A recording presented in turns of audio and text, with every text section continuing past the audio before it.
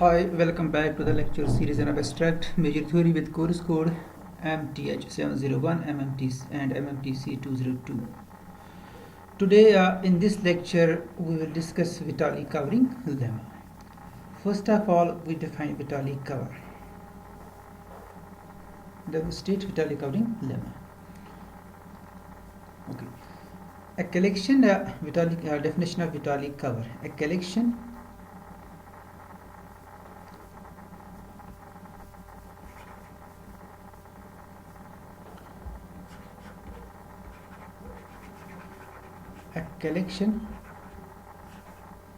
F of a collection F of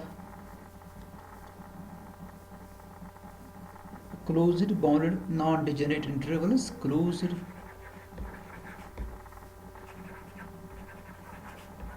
bounded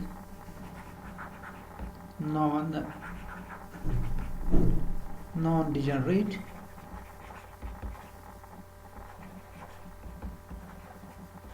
intervals. Non-degenerate means the interval closed interval AB with A less than B. This means non-degenerate. A is not equal to B. Okay. So non-degenerate. A collection F of closed bounded non-degenerate intervals. Non-degenerate intervals is said to cover a set is said to cover a set E. A set E is said to cover a set E in the sense of Vitali. In the sense of Vitali, or is said to be a Vitali cover. You can see, provided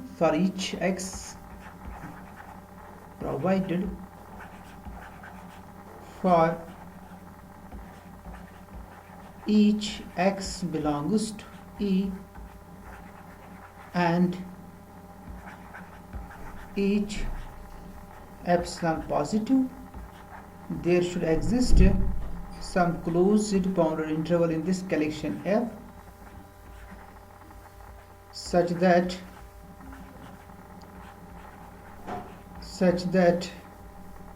this x belongs to I and the Lebesgue measure of I should be less than epsilon.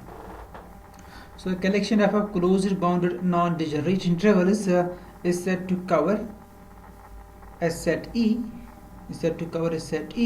in the sense of Vitali, or we say this collection F is said to be a Vitali cover of E, provided for each x in E and for each epsilon positive there should exist a member of F, which is obviously a closed and bounded interval I of F, such that x is in I and its Lebesgue measure is less than epsilon. That's the definition of Vitali cover of a set. Next, now we state Vitali covering lemma. Vitali covering lemma. Okay, Vitali covering lemma. A set of finite measure. Let E be a set of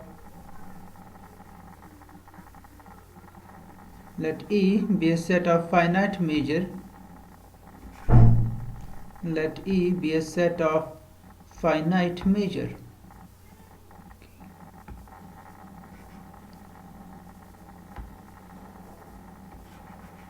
Let E be a set of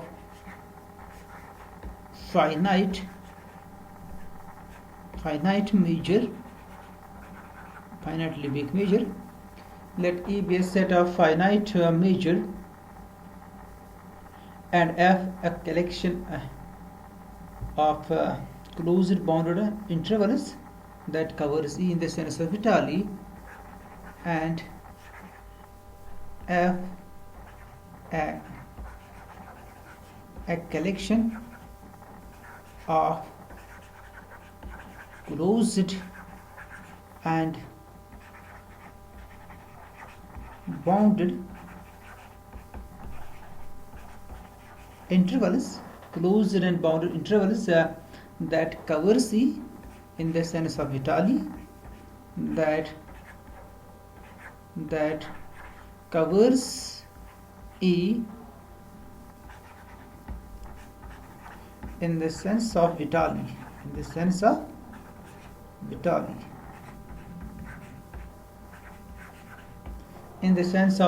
that covers E in the sense of Vitali. Then for each epsilon positive, then the conclusion is,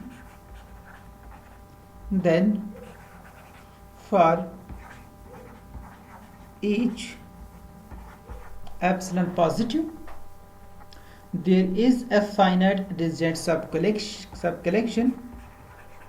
There is a finite disjoint subcollection. There is a finite disjoint subcollection IK, K runs from 1 to N, in this F, which is a Vitali cover of E, in F, for which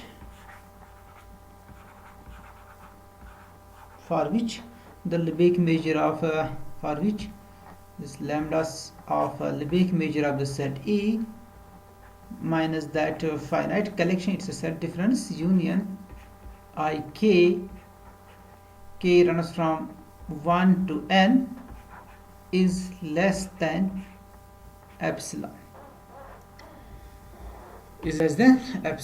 So that's a statement of Vitali covering lemma. Given a set E of finite measure, it's a measurable subset, not a measurable subset, but it has a finite measure. Let it be a set of finite measure. It's a subset of R, obviously. It's a subset of R. Be a set of finite measure, and F a collection of closed bounded intervals that covers E in the sense of Vitali. Okay. This E is a subset of R. Be a set of finite measure, and F a collection of closed and bounded intervals that covers E in the sense of Vitali. Then for each epsilon positive, there is a finite disjoint subcollection IK of closed and bounded intervals in F, for which Lebesgue measure of E minus union IK runs from 1 to n, IK is less than epsilon. Okay. Now let's prove this theorem. Proof.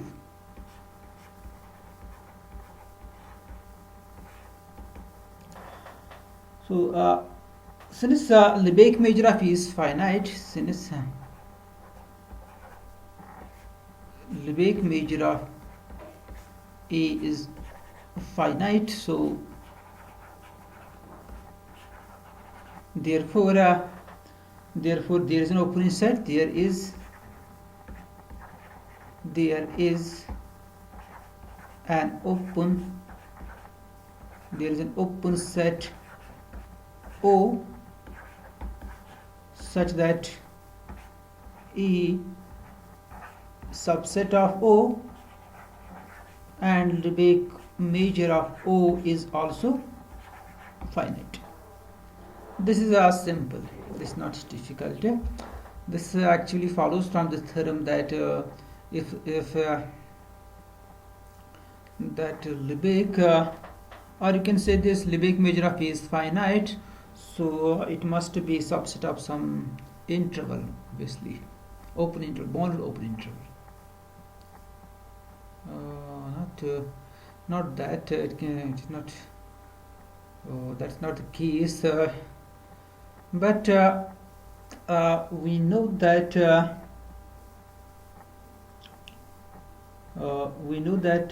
for each what's this Lebesgue outer measure actually? Lebesgue measure it follows from the definition of Lebesgue measure. It follows from the definition of Lebesgue measure, because we know that what's the definition of Lebesgue measure of a set? It's actually infimum of the sum of the lengths of the bounded open intervals. They are also disjoint such that E is subset of that union of the bounded open intervals. It's infimum of that. So that means I want let me verify it first. So verification, okay? Let me verify it. Verification, because I'm not sure whether you can do it or not. So by definition, or you can say it's also a theorem. Let's the definition of term is actually different, but you had done a theorem in the previous course of the measure theory, where you have seen that this Lebesgue measure of a set is equal to the infimum of summation I runs from, or you can say this I runs from 1 to infinity, this Lebesgue measure of I such that this I is a collection, is a disjoint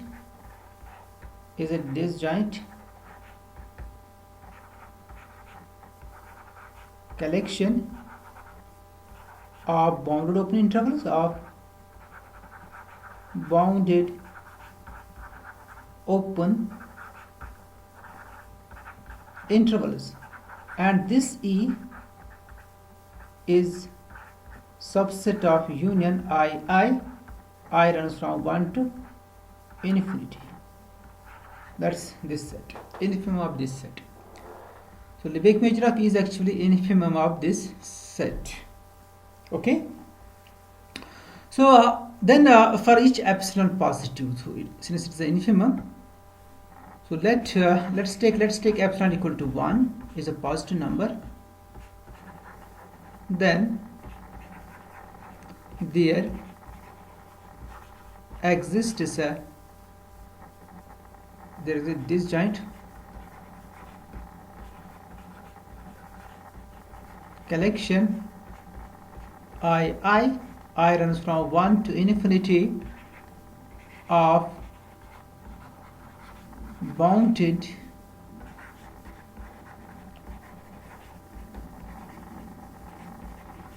open intervals, bounded open intervals, such that this E is subset of, because you are taking infimum over these bounded open intervals, okay, which covers this set E. I runs from 1 to infinity, and this Lebesgue measure of E plus epsilon means plus 1, okay, plus 1. So you are adding a positive number to this infimum, it will become greater than the summation I runs from 1 to infinity, the member of the set actually, you can see. So this I have explained a number of times in my lecture series. So this implies Lebesgue measure of E plus 1 is greater than, since they are disjoint, so it's actually Lebesgue measure of the union I runs from 1 to infinity, okay. This implies Lebesgue measure of, let me denote this union by O, since it is the union of bounded open intervals, therefore this union is also an open set. Let me denote this by O, okay, is less than 1 plus Lebesgue measure of E, which is finite. So this O is an open set such that E is subset of O, because union I runs from 1 to infinity is O, and Lebesgue measure of O is finite. So this is what it is actually here, as you can see. Then there is an open set O such that E is subset of O and Lebesgue measure of O is finite. So this I have verified here. Okay.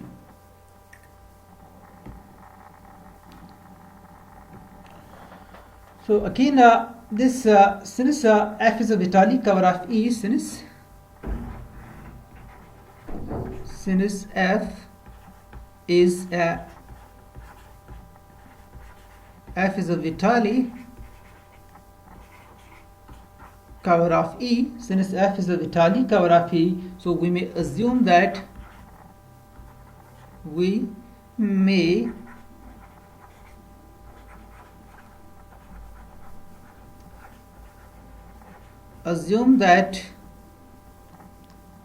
each member in F,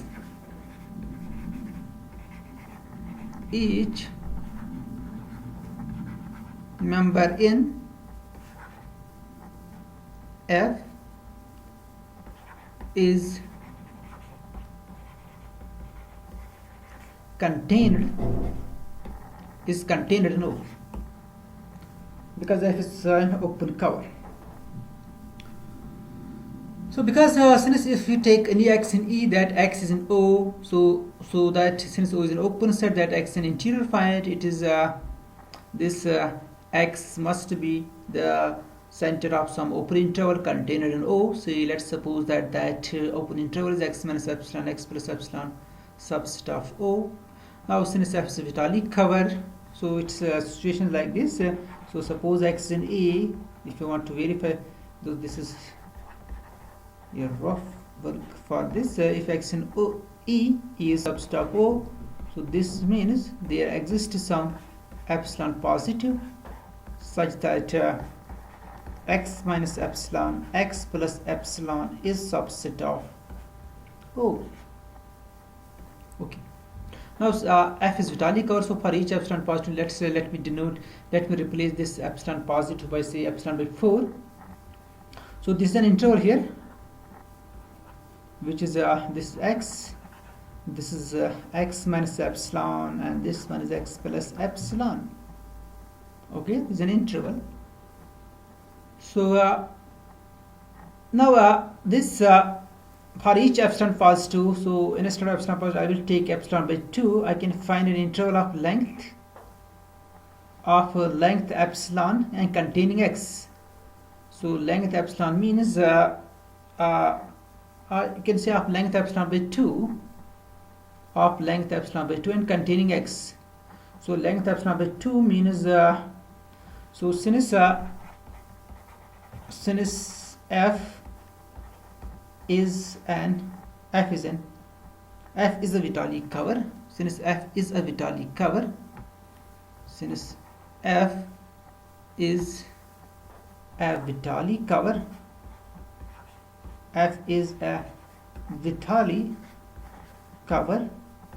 there exist I in F such that Lebesgue measure of I is less than epsilon by 2 and x is in I. Now here you can see this x is in I and its length is less than epsilon, so that I must be somewhere here. So because the total length of the I is less than epsilon, but it should contain x, so this implies this I must be subset of O, sorry, because this I is subset of this interval x minus epsilon, x plus epsilon, and x minus epsilon, x plus epsilon is subset of O. So I can say this interval is actually this closed interval, and it is a subset of O. It is subset of O.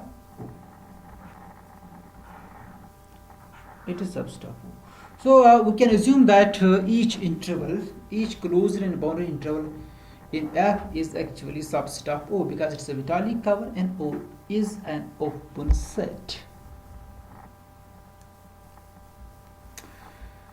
Okay, next we see that by using countably additive property and monotonicity of the measure, we can see that now let let this be any commutable collection. K runs from 1 to infinity in F. Suppose this is any collection in F. Then B is disjoint. B disjoint. Suppose this is a disjoint collection in F. Then what's between its Lebesgue measure? Then you can see this summation. Lebesgue measure of Ik. K runs from 1 to infinity, which is equal to Lebesgue measure of the union Ik. K runs from 1 to infinity. Okay. But these IKs, they are all subset of O, because each member of F is subset of O. So that means each IK is subset of O, which means that the union is also subset of O. So it will be less or equal to the Lebesgue measure of O, which is finite. Name this expression as 1. Okay, so 1 is this: given any disjoint collection of intervals in F, we have this, the series must be finite.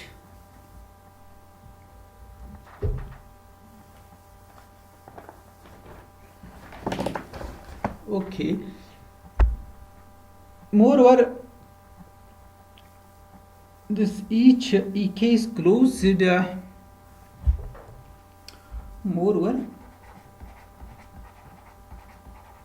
Moreover, each Ik is closed, because F is a collection of closed and bounded intervals. Each Ik is closed. Each Ik is closed, and F is a Vitali covering, and F is a Vitali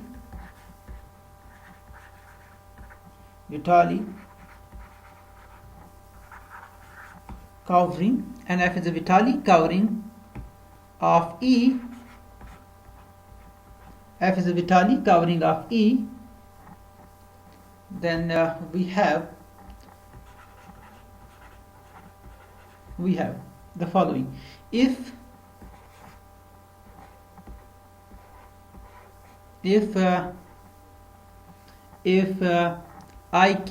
runs from 1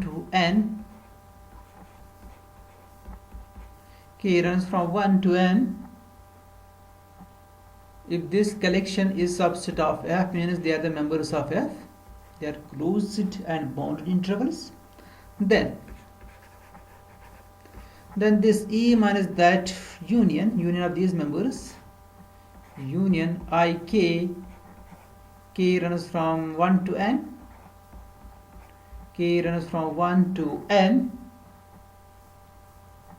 this is a subset of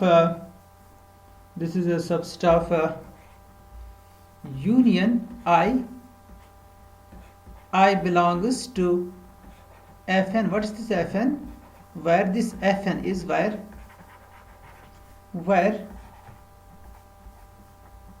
Fn is equal to, they are the members of F, so it's a sub collection of F actually. Those members of F having the following property, such that this I intersection union Ik, they are each such that I is disjoint from each Ik. K runs from 1 to n. K runs from 1 to n is the empty set. Okay, this we verify. We will use the, since F is Vitali cover of A, so therefore we have this following: if Ik is a collection, infinite collection in F, it may not be disjoint, then this E minus union Ik K runs from 1 to n is subset of the union of I's. I belongs to Fn, where Fn is this collection. So let me verify this again. This one, verification. This is very important stuff here. So this needs verification. Okay, so let's verify this. So let ik be collection, ik runs from 1 to n be collection of the finite collection in F, and we need to show that E minus ik is subset. So let's take let x belongs to E minus union ik, k runs from 1 to n. So this is true. This implies x belongs to E, but x is not in the union ik, k runs from 1 to n. This implies x in E, but x is not in union means x does not belongs to ik 1 less or equal to k less or equal to n. So that means the distance between x and ik is positive for 1 less or equal to k less or equal to n as ik is closed, as ik is closed. So whenever we have a closed set and distance between a point and the set is positive, then whenever we have closed set, say A, then distance between the point x and the closed set A is positive if x is not the point of set. Here x is not the point of any of these ik's, so that means distance is always a positive number. So let dk be which is a positive number. Dk, it is the distance between x and ik where 1 less or equal to k less or equal to n, and let d be the minimum of dk's. Since this is a finite set, you are taking the minimum of finite set and each member of the set is positive, so that minimum must be a positive number. It's a positive number. Okay, so this d is positive number and x is in E, and now since x is in E and d is a positive number, so there, since f is our f is Vitali cover, so therefore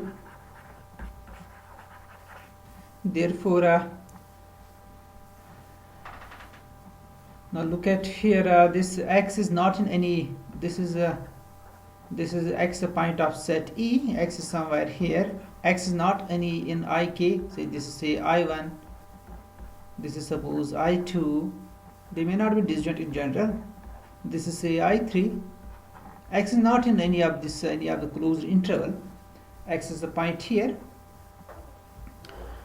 and this f is the Vitali cover, so the minimum distance is d, so that means distance of x from I1 is greater or equal to d, distance of x from I3 is greater or equal to d, distance of x from any closed interval ik is greater or equal to t, is greater or equal to d. So if I will choose therefore there exists I in F such that x belongs to I and Lebesgue measure of I is less than positive number. Let's choose that positive number is d by 2. Okay,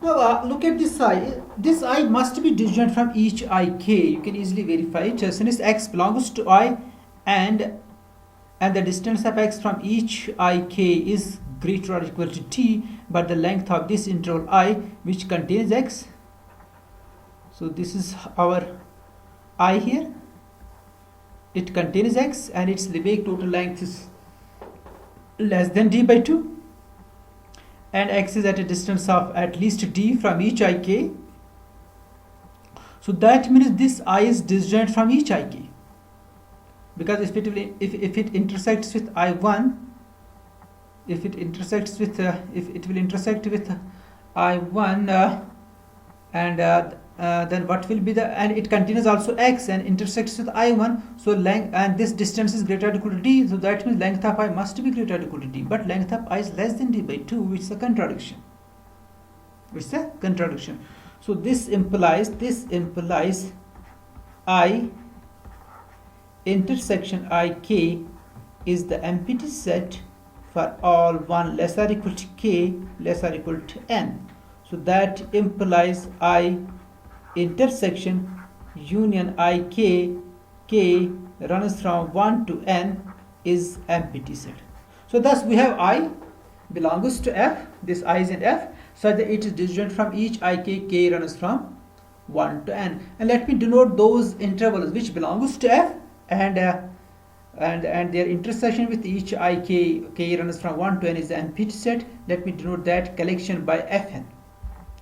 So that's denoted by here Fn. Okay, here you can see.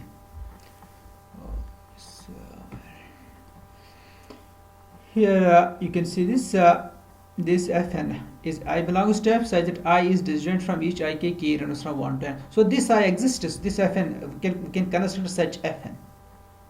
So E minus union, X is in E minus union, it is in some I such that I belongs to Fn, because that I has this property that is in F and it is disjoint from each Ik k runs from 1 to n. So that I belongs to Fn. So for any X in this difference, we can find I in Fn such that X belongs to I. So which means that this difference E minus this union, finite union, is subset of union I belongs to Fn. Okay. So this implies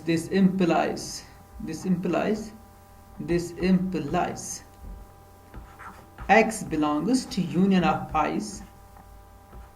I belongs to Fn. Well, what's this Fn? This Fn is equal to those members of F such that they are disjoint from each Ik. K runs from 1 to n. They are disjoint from these Ik's.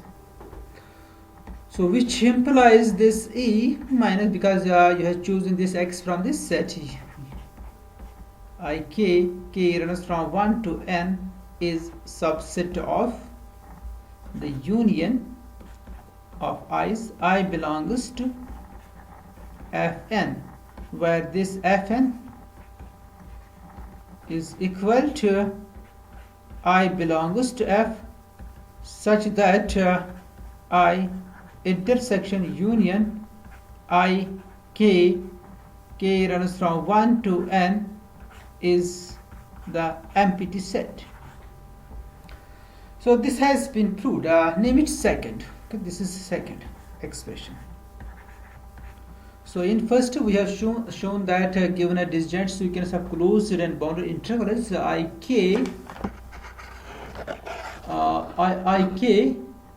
in F, then the series k runs from 1 to infinity. Lebesgue measure of Ik is finite. This we have seen, and in this second expression we have shown that E minus that finite union of Ik is Ik runs from 1 to n, and these Ik they belong to F, is subset of union I belongs to Fn, where Fn is this collection, it's a sub collection of F. Okay. So for if there is a finite disjoint subcollection of F that covers F, for if, not in the sense of Vitali, in the usual sense, for if there is a finite disjoint collection, there is a finite disjoint collection, finite disjoint subcollection, okay, subcollection of F covers E, then there is nothing to prove.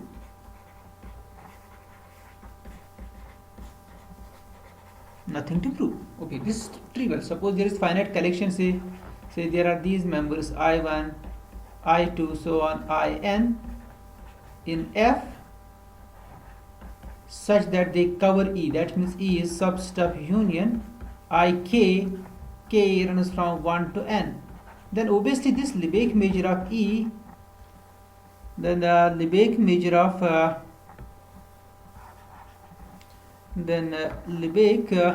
measure of E minus union Ik.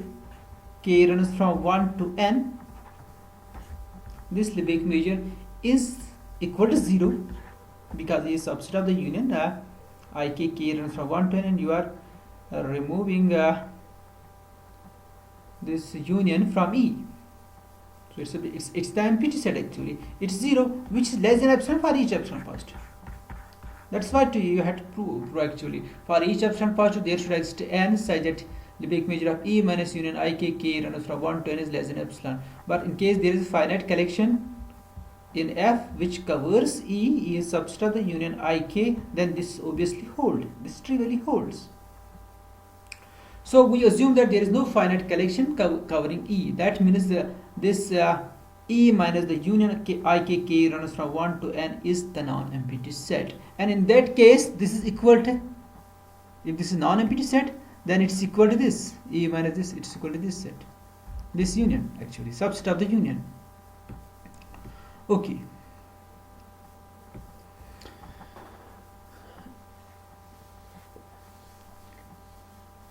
So if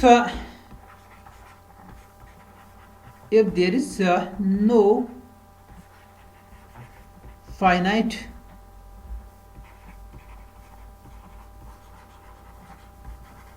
subcollection in F, if there is no finite subcollection in F that covers E,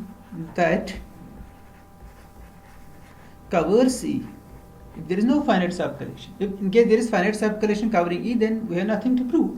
Suppose there is no finite subcollection,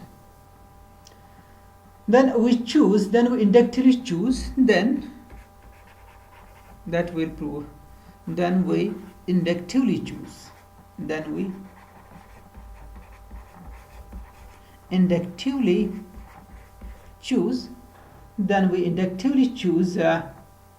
choose a disjoint countable subcollection, disjoint countable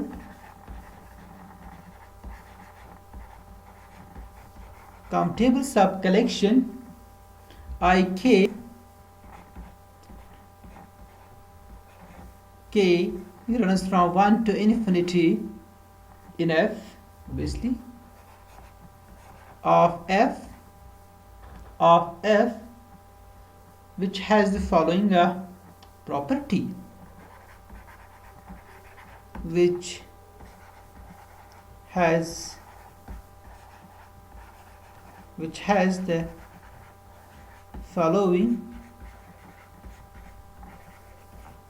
property, which has the following property. What's the property? Property is this: E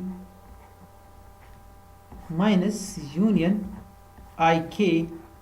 K runs from 1 to n is subset of union K runs from n plus 1 to infinity 5 star Ik. And what's this 5 star Ik? For all n, this is true for all n greater or equal to n, greater or equal to 1. Where this 5 star Ik, where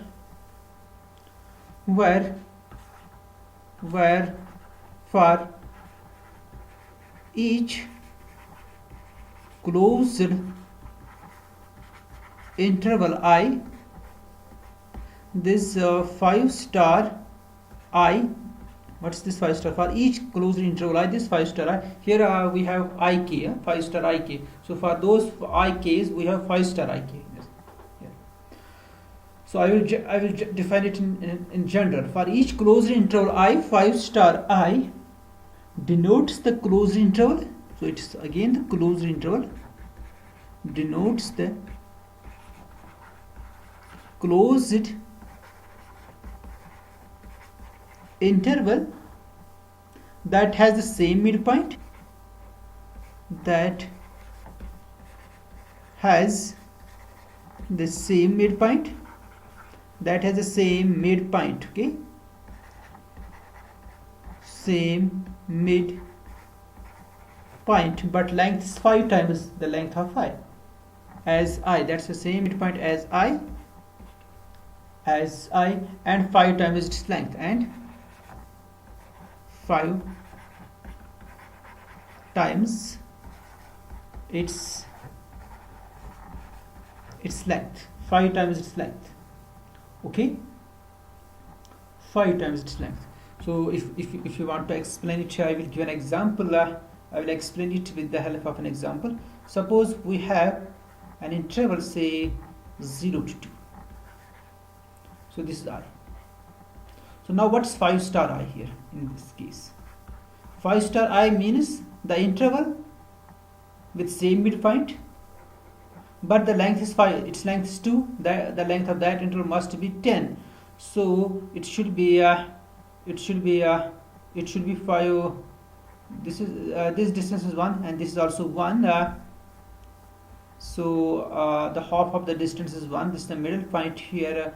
So the length is 5 times means you have to add 4 lengths on this side, 1, 2, 3, and 4, and 4 on this side, 1, 2, 3, and 4. Then the total length of this interval is 5 times its total length is 10. Now its total length is 10, because it's 1, 2, 3, 4, 5, 6, 7, 8, 9, 10, and the middle point and the midpoint of this interval 5 star. This is your 5 star I. So this interval, you can see this interval is 5 star I. Okay. So look at this. This is your interval 0 to 2 of length 2 with midpoint here. So this length is half. This is also half. That means half of this 2. That means this length is 1. This length is 1. Now you have to construct the new interval 5 star I having the same midpoint as this I, but the length is 5 times this interval. So I have to add 4 lengths on this side and 4 lengths on this side, so that the new interval, the length of the new interval will be 10. That's actually 5 times the length of this interval, because the length of this interval is 2, and the midpoint of this new interval is same as the midpoint of I. Now this is your 5 star I, this whole interval. Okay. So that's the 5 star I. That's your 5 star I. Okay. Now let I1 be any interval. Now we use the induction to construct such a countable sequence Ik of intervals satisfying this property, and let me name this here. Okay, this is number 3rd now.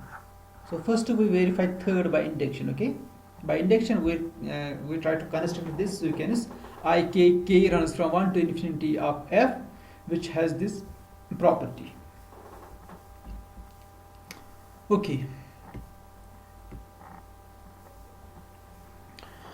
So to start, let I1 be any interval. Be any interval in f. It's obviously closed and bounded. Be any interval in f. And suppose let's suppose n is a natural number. Suppose n is a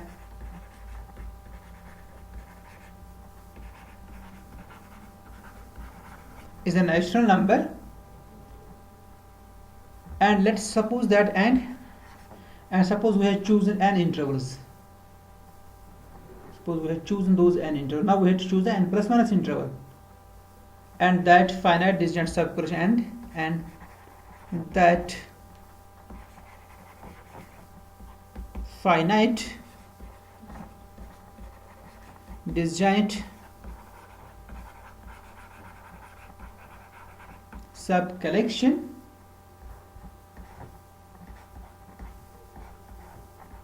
ik k runs from 1 to n has been chosen.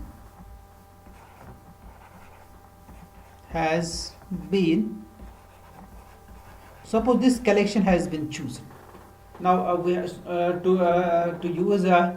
to prove inductively that we can choose the countable collection, disjoint collection. So we have to construct now in plus 1. So suppose up to in we have chosen this collection I1, I2 up to in, a collection of disjoint closed intervals in F.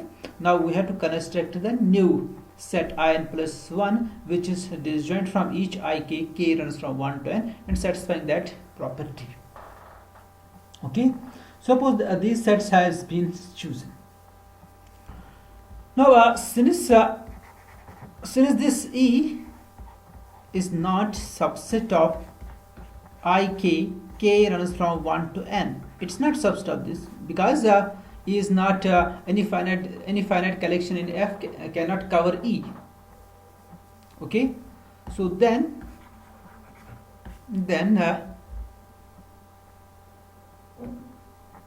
this E minus union ik, k runs from 1 to n is the non-empty set.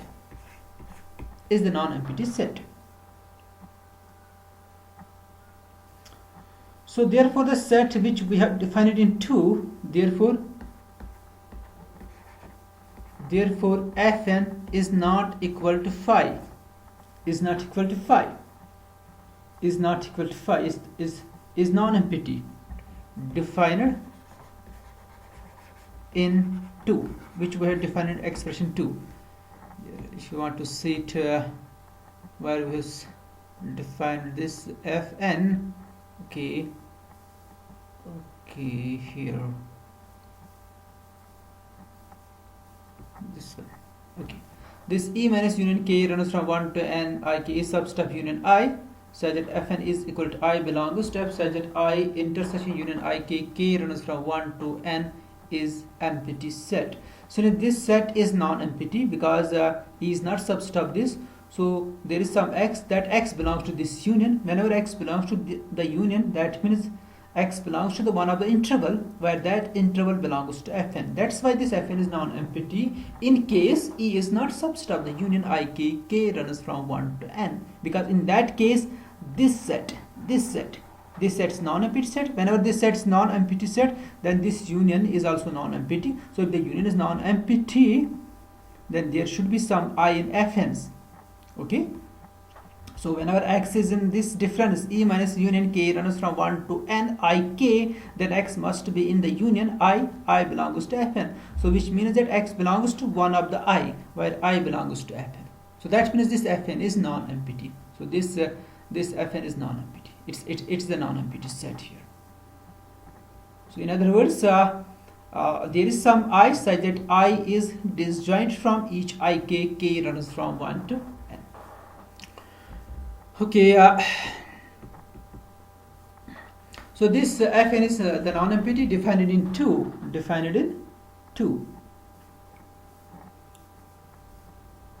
So since the set is non-empty, we can take the supremum of the lengths. In this supremum of the length, since this Fn it contains the intervals, so obviously closed and bounded intervals.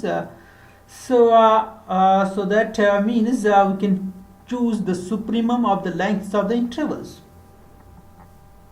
So let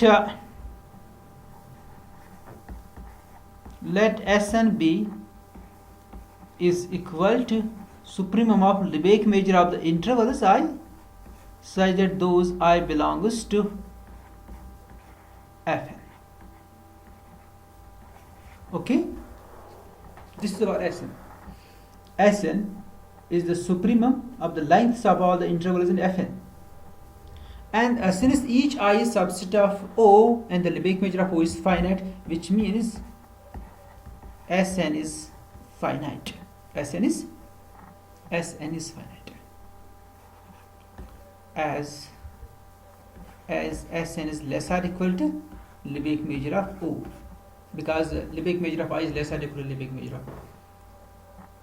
So that Lebesgue measure of O is actually the upper bound, because each member of this set is less or equal to Lebesgue measure of O. In other words, this Sn is also less or equal to O, which is less than infinity. So this supremum is a finite number. Now you can apply the property of supremum. To prove the existence of in plus 1, because we have assumed that suppose that say I1, I2 up to in has been chosen. Now we have to construct the in plus 1, n plus 1 closed and bounded interval in F, which is disjoint from each k runs from 1 to n. Okay, that in plus 1, that existence of in plus 1 can be proved with the help of the definition of the supremum. Actually, that's very important here, that definition of the supremum. So how we can do that? This is a very important. Now look at this. Look at this number. So look at this number. This number. Sn is a positive number minus Sn by 2. Okay, look at this number. This is like the supremum minus some positive number. Okay, it is supremum Sn minus Sn by 2, where Sn by 2 is a positive number. So it is like Sn minus epsilon. What is Sn? Sn is the supremum. So you are subtracting a positive number from this supremum Sn.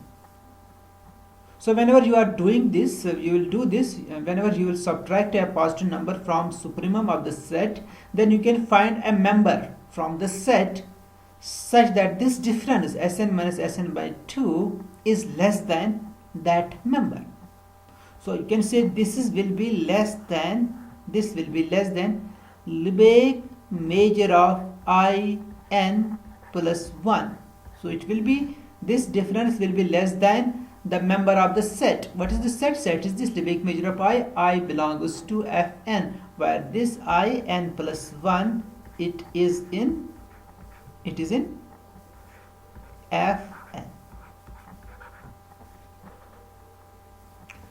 So here I will write. So then by property of supremum, so you mentioned this property of supremum. Then by property of supremum, there exists In plus 1 in Fn such that Sn minus Sn by 2 is less than Lebesgue measure of In plus 1.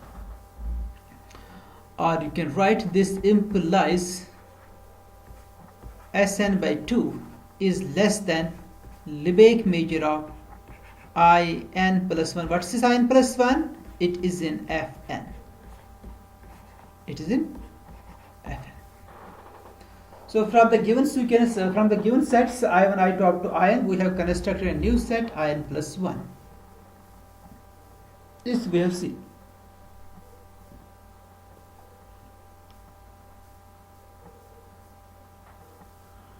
Okay, so we have seen this, the Lebesgue measure of In plus 1 is greater than Sn by 2. So this inductively defines, so if we have a given set I1 up to In, we can define In plus 1. So this inductively defines Ik. This, now we can define In plus 2, after this we can define In plus 3, In plus 4. So this inductively defines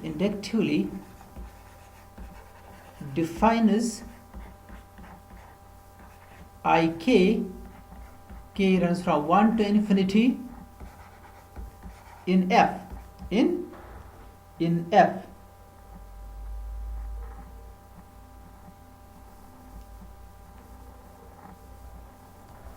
Inductively defines this, which is obviously disjoint. So because it's a property of Fn, this In plus 1 is disjoint from each I1 with the union Ik. K runs from 1 to n. So this inductively defines In a countable, a disjoint countable collection, a disjoint at disjoint countable collection in F having the following properties such that for all n greater or equal to 1 this holds. Lebesgue measure of in plus 1, which is obviously greater than Sn by 2, Sn by 2. What is Sn by 2? It's greater or equal to Lebesgue measure of I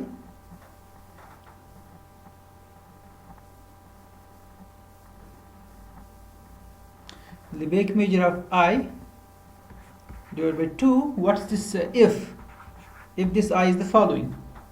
If I belongs to F,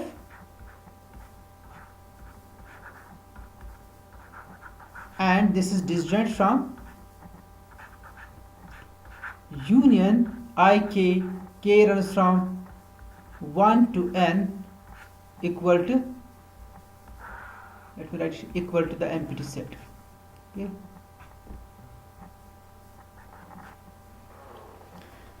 So this Lebesgue measure of I plus 1, which is obviously greater than Sn by 2, but Sn is always greater or equal to Lebesgue measure of I because Sn is the supremum of the lengths of the intervals in Fn. And this I, it is in Fn because I belongs to F and its intersection with union k runs from 1 to n is the empty set. So that's the definition of Fn actually. I belongs to Fn. So Sn must be greater or equal to Lebesgue measure of I because Sn is the supremum of the lengths of the interval is in Fn. Okay. So this we have seen this one. So let me name this as fourth. This is the fourth expression. This is our fourth expression.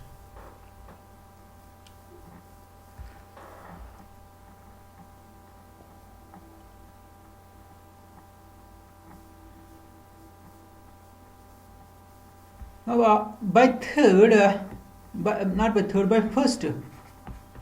first this series Lebesgue measure of ik is always, if it is disjoint, because here it's here ik is disjoint, this is finite by 1. This is finite series, which implies that this sequence will converge to 0.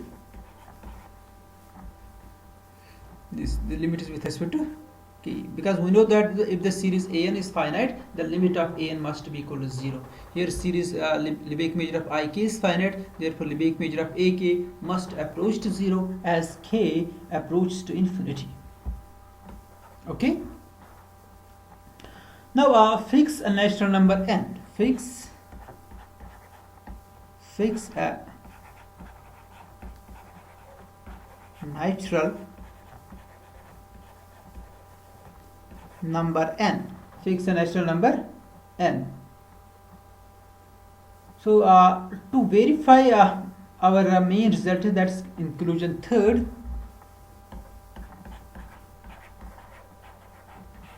to verify third, what's third? Third is this. What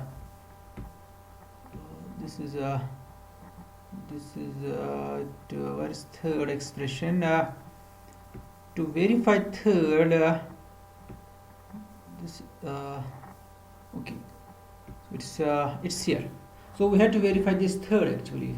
We have to find this ik, a collection of disjoint collection of closed and borrowed intervals satisfying this property. We have constructed this collection, but we need to show that this collection must satisfy this property. So to verify third, we choose x here, and we need to show that x must be in this union. So to verify third, third means this expression actually. This is our expression third. Okay. So to verify this third, we choose x in this difference, and we show that x is in the union. So to verify this third expression, we choose x. Let x belongs to this E minus union ik, k runs from 1 to n.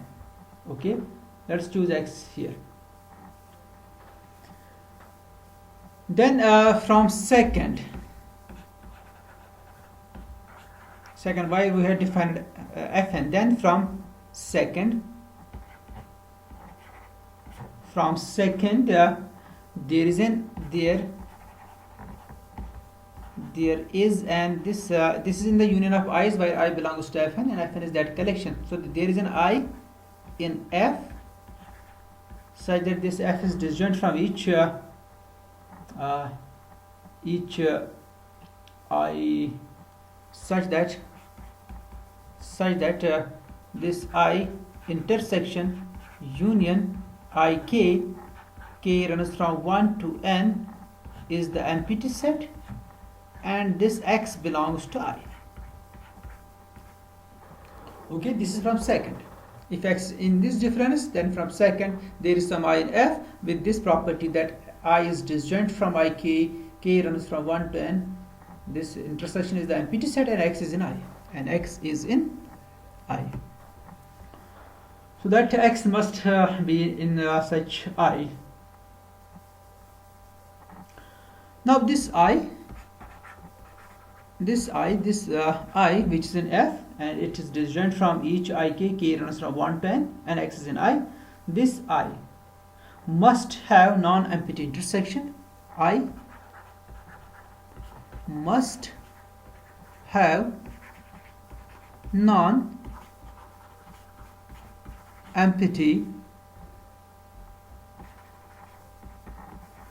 intersection. Non-empty intersection, it must have non-empty intersection with some ik, with some ik, that we have constructed. Okay, that countable correction. For otherwise, if this is not true, for otherwise that means if I does not intersect with any ik, then what will happen? That I intersection ik is the empty set for all k greater or equal to 1. Then by the previous expression, you can say by 4. Then by 4 this Lebesgue measure of ik must be, it's greater than Lebesgue measure of I divided by 2. So here you can see the fourth expression, this one. Lebesgue measure of in plus 1 is greater than Lebesgue measure of I by 2 if I is in f and I is disjoint from I1, I2, so on, In. So if I is disjoint from each ik, k runs from 1 to infinity, then Lebesgue measure of ik must be greater or equal to Lebesgue measure of I. Because it's not true for each I. For each k, it's true that I is disjoint from I1, I is disjoint from I2, I is disjoint from I3, and so on and so forth. So which means that Lebesgue measure of ik, k runs from 1, k is any natural number. This Lebesgue measure of ik must be greater or equal to Lebesgue measure of I by 2. So this means, which is a positive number, this means the limit of the Lebesgue measure of ik is greater or equal to Lebesgue measure of I by 2, which is greater than 0. So that limit of this is positive, which is a contradiction as limit of this is a 0 number. Here you can see it where this Lebesgue measure of ik is approaching to 0. Here you will see this here. Lebesgue measure of ik is approaching to 0, but here you can see that this Lebesgue measure is greater or equal to 0. Okay.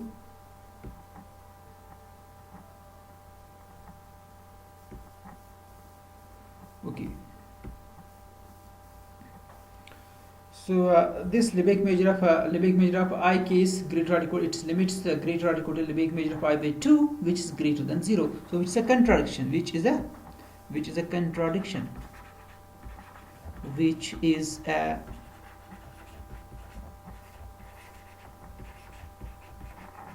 contradiction. It's a contradiction. So therefore there exists k such that I intersection ik is non-empty. So let n be the first natural number. Let capital N be the first natural number such that I intersection in is non-empty. This implies I intersection ik is empty 1 less or equal to k less or equal to n minus 1. Okay, because it is the first natural number with this property. So that means for each k less than n or less or equal to n minus 1, I intersection ik is the empty set. Okay, because it is the first such natural number. So therefore this n must be greater than n, as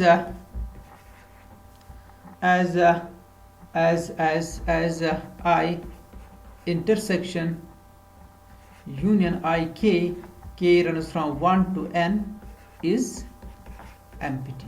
Or you can say I intersection ik is empty for 1 less or equal to k less or equal to n, because it's true for k runs from 1 to n, but n is the first natural number such that I intersection ik is non-empty. So that means this capital N must be greater than, it cannot be less or equal to n, because for less or equal to n this is empty. So that n must be greater than n, capital N, which is the first natural number having the property that I intersection in is non-empty.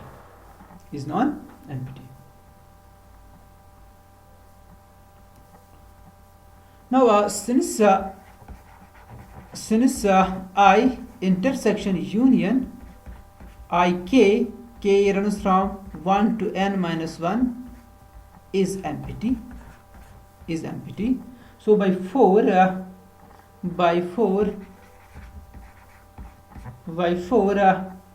we conclude that Lebesgue measure of the next set, that's in, is greater than Lebesgue measure of I divided by 2, because I is in F capital N actually. Okay, so this is true. Lebesgue measure of I is greater than, or you can say Lebesgue measure of I is now less than. This implies Lebesgue measure of I is less than twice Lebesgue measure of I capital N. Okay.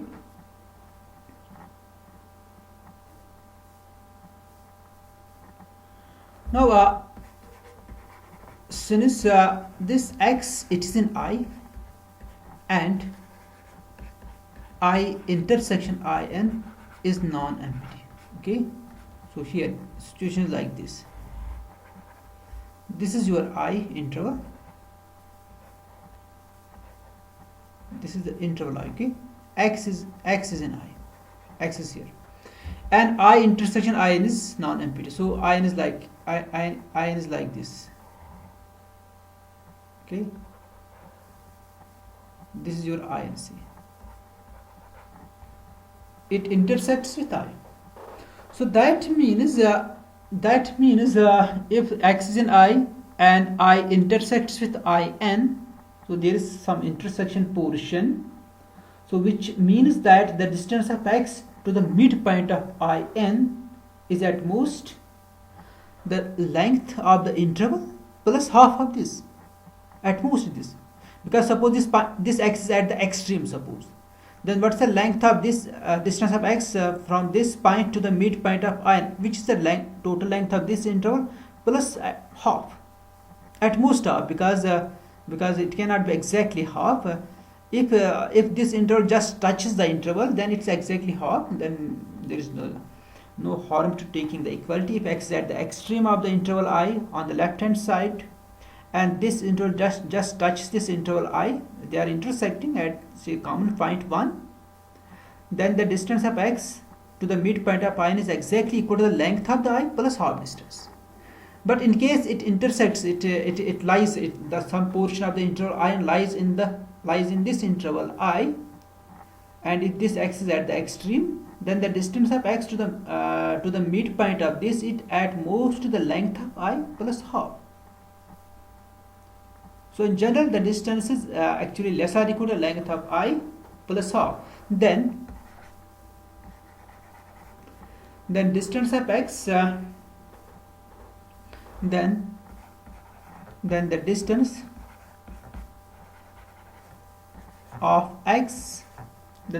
of x, or you can say from x, then the distance from x, right here from x, then the distance from x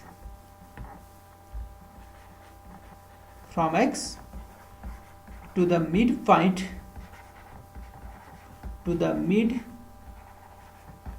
of IN is at most length of I plus length of IN divided by 2. So it's at most, it's less or equal to this. But the length of I is less than twice length of IN. So therefore distance is at most, since this distance is less or equal to, then the distance DC, let's denote this distance by, or you can say the distance say D is already D is already there notation. So let's write the distance, let me say P, then the distance P, let me write the number P here, then the distance P from x to the midpoint of IN is at most this, that is this distance P is less or equal to length of I plus length of IN divided by 2, which is less than, here you can see it, this is less than twice length of IN,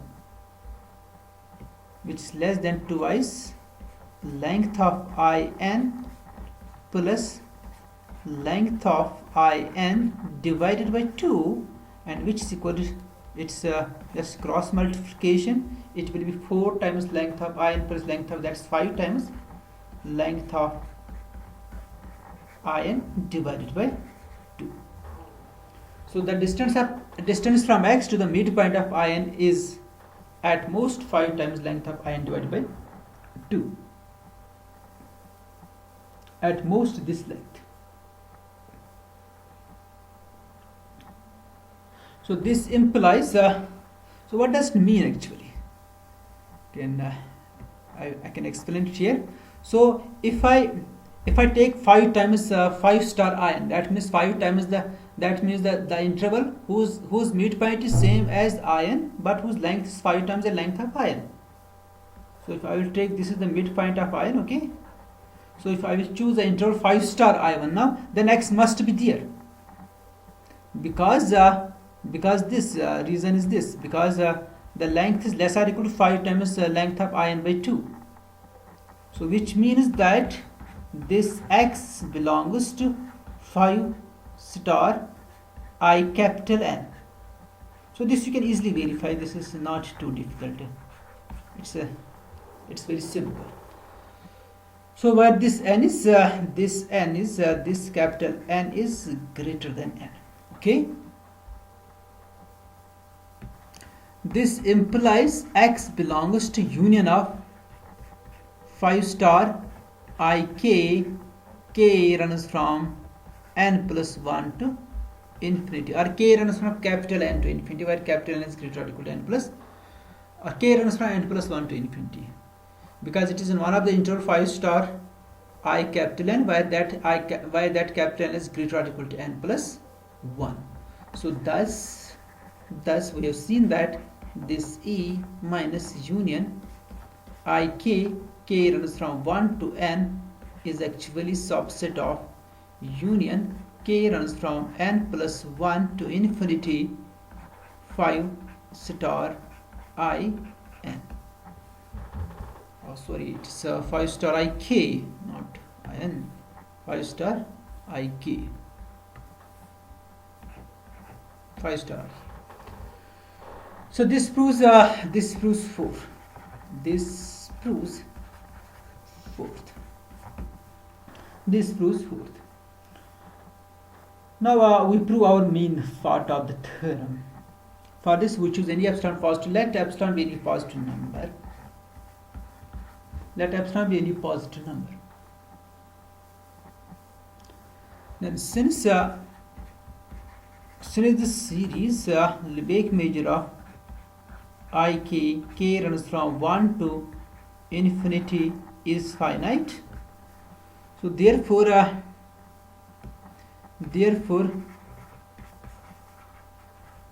there exists a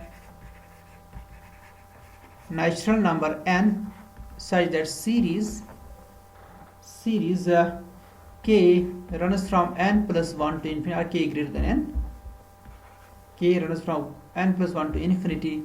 Lebesgue measure of I k is less than epsilon. Is less than epsilon by 5. Sorry, epsilon by 5. Now by using this choice of n and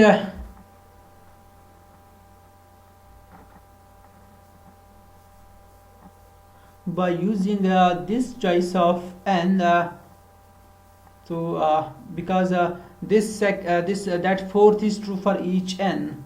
Fourth is true for this this expression. Okay, this expression is true for each n. So we choose n suitably here. We choose that n is the same as this n. Thus, let me write it here. Star. Okay. Thus from star. Okay. From star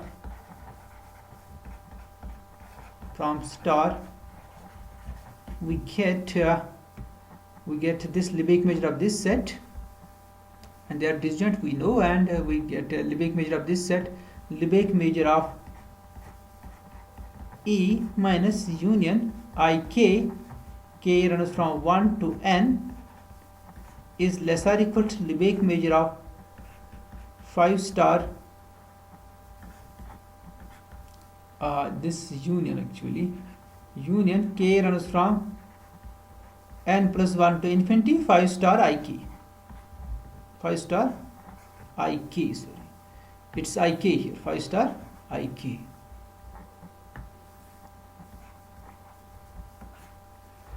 Because that star is true for each n. Okay, so in particular it is true for this n also, for which series k runs from n plus 1 to infinity. Lebesgue measure of I k is less than this. So this is equal to 5 times, actually. This is equal to 5 times Lebesgue measure of, because the length is 5 times Lebesgue measure of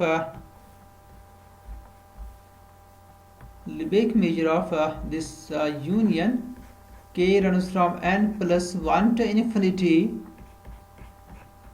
I k, and that's equal to, or you can apply the sub additive property actually first.